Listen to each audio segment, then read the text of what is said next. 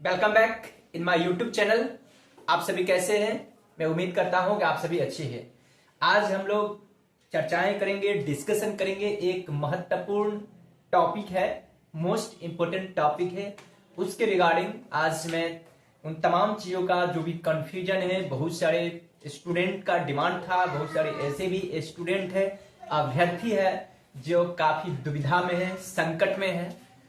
चूंकि UGC regulation 2025 जैसे ही आया है, यूजीसी ने अपना रेगुलेशन को ड्राफ्ट किया है, उसके रिगार्डिंग बहुत सारी कंफ्यूजन बना हुआ है।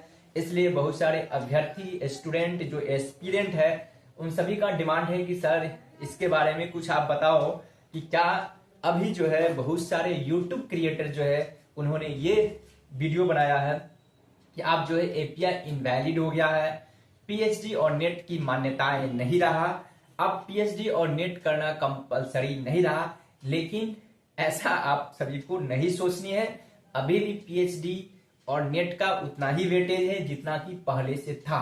बट बहुत सारे यूट्यूब क्रिएटर ने, अब न जाने उन्होंने कहां से न्यूज एकत्रित किया है, या हो सकता है उन्होंने यूजीसी का जो गाइडलाइंस है उसको उन्होंने स्टडी करा होगा, बट उनको समझ में उतना अच्छे तरीका से नहीं आया होगा। इसलिए क्या किया है, सभी यूट्यूबर ने अभी पिछले लास्ट 2-4-5 दिन से, यानी कि मैक्सिमम एक सप्ताह से, उन्होंने न्यूज पे काफी फेमस कर रखा है कि अब नेट और पीएचडी करना कोई कंपलसरी नहीं है। लेकिन ऐसी बातें नहीं है। मैं बताता हूं कि अभी भी नेट और पीएचडी करना है। तो मैं थोड़ा सा बातें बता रहा हूं कि ये जो सिलेक्शन की प्रोसेस है, जो असिस्टेंट प्रोफेसर की अपॉइंटमेंट का जो मिनिमम क्राइटेरिया है, क्या है वो जरा आप लोग समझेंगे, ठीक है? तो इसलिए जो भी एस्पिरेंट है, नेट का प्रिपरेशन करने वाले हैं, या जो स्कॉलर है जो पीएचडी कर रहे हैं, उनको हताश होने की कोई बात नहीं है। ऐसा कोई न्यूज नहीं आई है, ऐसा कोई रेगुलेशन में यूजीसी ने कंटेंट नहीं किया है। तो देखिए यूजीसी ने क्या बोला है। जैसा कि आपको जानकारी होगा, पहले से क्या था, आप किसी भी यूनिवर्सिटीज, कॉलेज में लेक्चरर बनने के लिए, यानी कि असिस्टेंट प्रोफेसर के लिए, असिस्टेंट प्रोफेसर बनने के लिए आपको मिनिमम जो था, मिनिमम क्राइटेरिया, जिसको क्वालिफिकेशन कह सकते हैं, मिनिमम क्राइटेरिया थी, क्या थी? तो नेट थी। उसको थोड़ा आवाज करो, चुप रहेगा। मिनिमम क्राइटेरिया क्या थी? नेट थी। नेट या जीआरएफ के बेसिस पे, जीआरएफ के बेसिस पे जाता था। जो टॉपर है वो जीआरएफ कहलाता था, लेकिन नेट ही मैं मानता हूं क्योंकि नेट ही मिनिमम क्राइटेरिया है, ये हुआ करता था। अब क्या किया यूजीसी ने, ये मिनिमम क्राइटेरिया के मापदंड से बाहर रखा। मतलब कि नेट कोई कंपलसरी नहीं होगा। मतलब ये कि अपॉइंटमेंट के लिए या तो आपके पास नेट है या आप पीएचडी है, ठीक है? इन दोनों में आपको कोई एक है तो आप असिस्टेंट प्रोफेसर के लिए एलिजिबल हो। वो किसके लिए है? ये जो न्यू गाइडलाइंस है, ये जो बनाया गया है यूजीसी ने, जिनका सब्जेक्ट क्या है, जो नेशनल क्रेडिट फ्रेमवर्क लेवल 6.5, यानी कि लेवल 6.5 वाले जो सब्जेक्ट में आते हैं, क्या समझे? नेशनल क्रेडिट फ्रेमवर्क, जो फ्रेमवर्क बनाया गया है यूजीसी के माध्यम से, जिनका लेवल 6.5 के अकॉर्डिंग जिन जिन सब्जेक्ट के लिए आता है, उनको अपॉइंटमेंट के लिए क्या होगा, या तो नेट हो या पीएचडी हो। यदि इन दोनों में से कोई एक है तब असिस्टेंट प्रोफेसर के लिए आप एलिजिबल है। आप कहीं भी इंडिया के किसी भी यूनिवर्सिटीज में आप असिस्टेंट प्रोफेसर बन सकते हैं। हाँ, लेकिन यदि आपको सेंट्रल यूनिवर्सिटी में असिस्टेंट प्रोफेसर बननी हो तो नेट थोड़ा सा कंपलसरी हो जाती है, क्योंकि नेशनल लेवल की टेस्ट होती है, एग्जामिनेशन है। अब बातें रहा कि इसके बाद जो अभी जो न्यूज है, जो अभी बहुत सारे यूट्यूबर ने, यूट्यूब क्रिएटर ने, जो अपने अपने यूट्यूब के माध्यम से जिन्होंने बताया है, वो क्या था, और यहीं पर सभी को समझने में दिक्कत हो रहा है। दूसरा समझेंगे, एक और चीज क्या लिखा गया, ये तो वन हुआ। दूसरा देखेंगे, नेशनल NCRF करके लिखा होगा, लेवल यानी कि 7। इसका मतलब समझेंगे, देखेंगे यूजीसी का ड्राफ्ट कि पहला में क्या है, या तो नेट होना चाहिए या पीएचडी होनी चाहिए जिनका नेशनल क्रेडिट फ्रेमवर्क लेवल 6.5 वाले सब्जेक्ट के लिए ये मिनिमम क्राइटेरिया है, या तो नेट या पीएचडी, दोनों में से कोई एक। मतलब ये कि नेट कोई कंपलसरी नहीं है। तो नेट कंपलसरी नहीं का मतलब ये नहीं कि नेट का कोई वैल्यू ही नहीं, मतलब ये नेट नहीं का मतलब ये हुआ कि आप पीएचडी भी हो तो आप बन सकते हो असिस्टेंट प्रोफेसर। ठीक है, ये बात समझिए। या पीएचडी ने जिनको नेट है तो वो भी बनेंगे, ऐसी बात है। ठीक है, अब देखेंगे नेशनल क्रेडिट फ्रेमवर्क लेवल 7 के अकॉर्डिंग कौन कौन सा सब्जेक्ट आता है। जैसे एग्जांपल में कोई आता है एमई आता है, मास्टर ऑफ इंजीनियरिंग, कोई एमटेक मास्टर ऑफ टेक्नोलॉजी होगा, ठीक ना।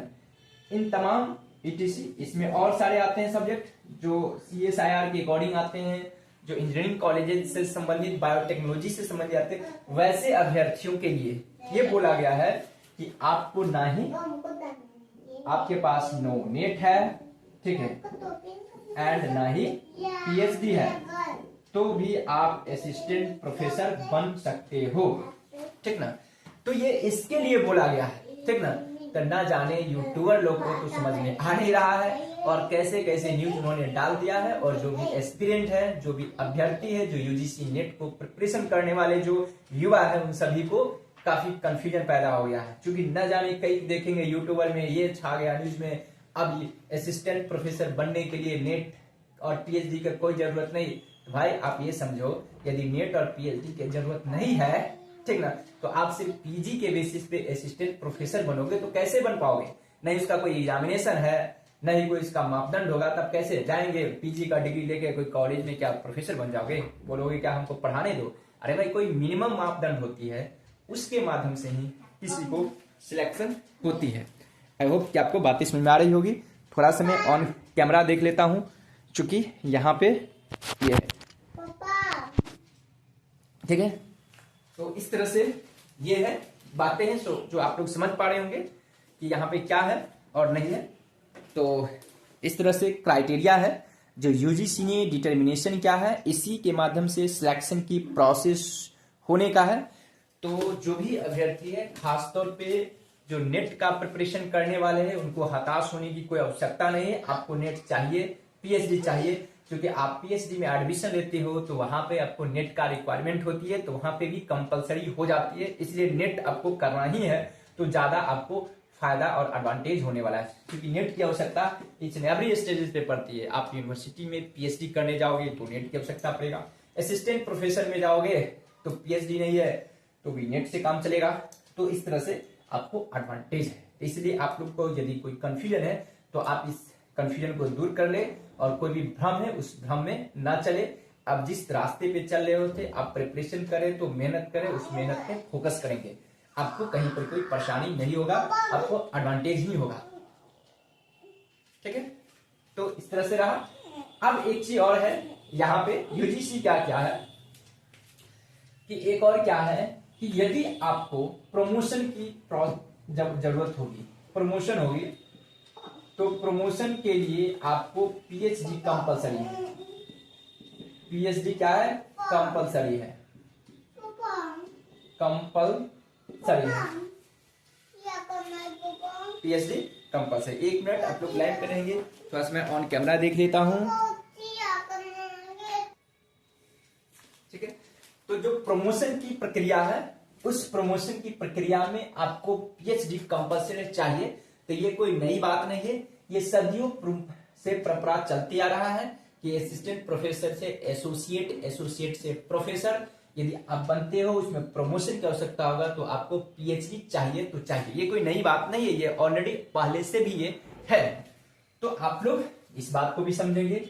एक चीज और ऐड क्या है, वाइस चांसलर के लिए, वाइस चांसलर वीसी, वीसी बनने के लिए अपॉइंटमेंट जब किया जाएगा, अपॉइंटमेंट होगी, तो यहाँ पे कोई एकेडमिशियन जो था एक्सपर्ट, उसको वीसी बनाया जाता था। अर्थात जो प्रोफेसर होंगे वही वीसी बन सकते थे। यहाँ पे यूजीसी ने थोड़ा सा रिलैक्सेशन दिया है, और कोई इंडस्ट्रीज एक्सपर्ट होगा, जैसे कोई कंपनी का सीईओ होगा, चीफ एग्जीक्यूटिव ऑफिसर वगैरह होंगे, तो उनको भी यहाँ पे एडवांटेज दिया जाएगा इस चीज को वीसी बनने के लिए। लेकिन अल्टीमेटली इस पे हम लोग को फोकस नहीं करनी है, क्योंकि ये सब लास्ट पोस्ट है। तो हम लोग को स्टार्ट में एंट्री कैसे करनी है उसके बारे में समझते हैं, और उस पर मैंने डिस्कस करवाया था। तो आई होप कि आपको बातें समझ में आ गई होगी। जो यूजीसी ने ड्राफ्ट किया अपने गाइडलाइंस में ऐसा कहीं नहीं बोला है कि एपीआई को सिस्टम खत्म कर दिया गया, नेट का कोई जरूरत नहीं है, पीएचडी करना कोई कंपलसरी नहीं है। तो ये सब यदि आप लोग को भ्रम है तो इस भ्रम को दूर करें। हाँ, ये उन्होंने ऐड किया है, कोई इंडस्ट्रीज एक्सपर्ट है तो भी असिस्टेंट प्रोफेसर के लिए एलिजिबल हो गए। तो इंडस्ट्री एक्सपर्ट है तो फिर क्या वो अप्लाई करेगा, इंटरव्यू देगा, इन सारा प्रोसेस से गुजरेगा तभी तो बन पाएगा ना। तो इसलिए ऐसा नहीं है। जैसे एग्जांपल के तौर पे उन तमाम ग्रेजुएट लेवल को आईएएस ऑफिसर यूपीएससी में अप्लाई करने की पावर है, अधिकार है। तो चाहे जितने भी ग्रेजुएट है तो क्या सभी को सभी आईएएस ऑफिसर बन जाते हैं, क्या आईपीएस बन जाते हैं? नहीं। तो ये हमेशा इस भ्रम को आप लोग दूर करेंगे। हाँ, एक चीज और क्या है, यूजीसी ने नया चीज को ऐड किया है कि यदि आपको मास्टर्स डिग्री, ठीक है, किसी और सब्जेक्ट से हो सकती है और नेट कोई और सब्जेक्ट से हो सकती है, तो आप जिस सब्जेक्ट से नेट क्वालिफाइड हो उसी में आप असिस्टेंट प्रोफेसर बन सकते हो। तो यहाँ पे भी सभी को कंफ्यूजन है कि पीजी किसी से हो, नेट किसे, तो ये सब तो संभव ही नहीं है। क्यों नहीं संभव है? अब खुद सोचो, आप एज ए पीजी कर रखे हो केमिस्ट्री से, या इसका मतलब आपने इंटर पास हो साइंस से, आपने ग्रेजुएशन केमिस्ट्री से किया, पोस्ट ग्रेजुएट आपने केमिस्ट्री से किया, तो क्या आप हिस्ट्री से नेट के एग्जाम देंगे तो पास करेंगे? नहीं कर सकते हो। तो ये उसके लिए ऐसा बनाया गया है, यूजीसी ने रूल्स बनाया है, जो कई सब्जेक्ट से जिन्होंने की पीजी कर रखा है, अगर उन्होंने 2-3 सब्जेक्ट से उन्होंने पीजी कर रखा है, उसके बाद उन्होंने नेट को एक सब्जेक्ट से किया है, तो उनके लिए ऐसा किया गया है ताकि उनका रूल्स में थोड़ा सा ट्रांसपेरेंट हो। ठीक है, नहीं तो क्या होगा कि उनके पास पीजी है, केमिस्ट्री से भी, फिजिक्स से भी है, मैथमेटिक्स से भी है। अब वो अगर पीएचडी मैथमेटिक्स से करते हैं और अप्लाई फिजिक्स में भी कर देंगे केमिस्ट्री, तो मैथमेटिक्स ये नहीं चलने वाला है। वहां पर यही होगा कि आपने पीएचडी जिससे करी, अर्थात या आपने नेट जिन सब्जेक्ट से क्वालिफाइड हो उसी सब्जेक्ट के लिए आप असिस्टेंट प्रोफेसर के लिए एलिजिबल है। तो यहाँ पे भी समझने की बात है, एक बहुत बड़ा पॉइंट है। लेकिन यहाँ पे क्या है, अभ्यर्थी को यह समझ में आ गया कि पीजी कुछ और से है, नेट कुछ और से, तो आप जिससे नेट क्वालिफाइड है उसी से असिस्टेंट प्रोफेसर बन सकते हो। तब खुद सोचो, कॉमन सेंस लगाओ कि यदि आपका पीजी तक कोई और सब्जेक्ट है तो नेट में क्या कोई दूसरे सब्जेक्ट से क्वालिफाइड कर सकते हो? ये संभव ही नहीं है, पॉसिबल ही नहीं। जिस सब्जेक्ट में आपने 8-10 साल मेहनत करी उसमें आपको नॉलेज नहीं है, तो क्या आप 6 महीना पढ़ने के बाद क्या नेट क्वालिफाइड कर सकते हो? तो नहीं कर सकते हो। इसलिए ये समझने की चीज है। ये ड्राफ्ट जो है यूजीसी का, जिन्होंने कि अपना नोटिस जारी किया है, उसको थोड़ा अच्छे से स्टडीज करो। सिर्फ यूट्यूबर के माध्यम से चलोगे तो आपको कंफ्यूजन होगा, क्योंकि आप एक यूजीसी नेट का प्रिपरेशन करने वाले हो, परस्यूइंग असिस्टेंट प्रोफेसर के एलिजिबल रखने वाले एस्पिरेंट हो, और आप इतना कंफ्यूजन में चलोगे तो फिर आपको दिक्कतें होंगी। तो इसलिए आप उस ड्राफ्ट को, उस गाइडलाइंस को अच्छे से स्टडीज करो। जो आपके साथ में एक्सपर्ट है उससे बातें करो। हो सके तो आपका जो टीचर है और आपके बगल में या आपके कोई पहचान में कोई पीएचडी होल्डर हो, नेट जारी क्वालिफाइड है, उनसे डिस्कस करो। तभी जाकर के आपको each and every concept clear होगा और आप अच्छे से समझ पाओगे। साथ ही साथ क्या होता है, उसको कंपैरेटिव स्टडीज करो। कंपैरेटिव स्टडीज करोगे तभी समझ में आएगा। कंपैरेटिव का सेंस ये कि लास्ट जो यूजीसी का जो गाइडलाइंस थी, जो रेगुलेशन 2018 था, वो रेगुलेशन को आप स्टडीज करो और 25 का रेगुलेशन को स्टडीज करो। तो ये कंपैरेटिव जब आप स्टडीज करोगे तभी जाकर के आपको कंफ्यूजन दूर होगा कि पहले से क्या रूल्स था, अभी क्या रूल्स है, इसमें नया क्या क्या चीज को ऐड किया गया है, तभी जाकर के इसमें कितना यूट्यूबर क्या है, 2 साल से यूट्यूबर है, यूट्यूब पे आ गया, न्यूज में देखा, उस न्यूज को छाप दिया। लेकिन ऐसा नहीं होनी चाहिए। असिस्टेंट प्रोफेसर का जो भी क्राइटेरिया है, जो भी सिस्टम है, जो सिलेक्शन की प्रोसेस है, वो अच्छे लोगों को नहीं समझ में आता है। इसका एक जटिल है, कॉम्प्लेक्स प्रक्रियाएं हैं। सेंट्रल लेवल के एग्जाम पास करो, सेंट्रल लेवल के या तो प्रोफेसर बनो, स्टेट लेवल के बनो। देखिए इतना से आपको पता चल रहा होगा कि इसका तरीका क्या है। लेकिन और दूसरे एग्जामिनेशन में क्या होती है, स्टेट लेवल के एग्जाम दोगे तो स्टेट लेवल में ही बन पाओगे, सेंट्रल का एग्जाम दोगे तो सेंट्रल गवर्नमेंट की नौकरी लोगे। लेकिन यहाँ पर ऐसी बातें नहीं है। आपको नेट जो है एक नेशनल लेवल का एग्जाम पास करनी पड़ती है, और एग्जाम पास करने के बाद असिस्टेंट प्रोफेसर आप बनते हो, या तो लास्ट जो सेंट्रल यूनिवर्सिटी है उसका भी बन सकते हो और स्टेट यूनिवर्सिटीज का भी बन सकते हो। इसी से आपको अंदाजा लगा सकते हैं कि इसका प्रक्रिया क्या है। काफी कॉम्प्लेक्स है। पीएचडी में एडमिशन लेना भी काफी टफ होती है। ये नहीं कि आप जाओगे नेट के डिग्री के बेसिस पर आपको एडमिशन हो जाएगी, आपको इंटरव्यू फेस करनी पड़ती है।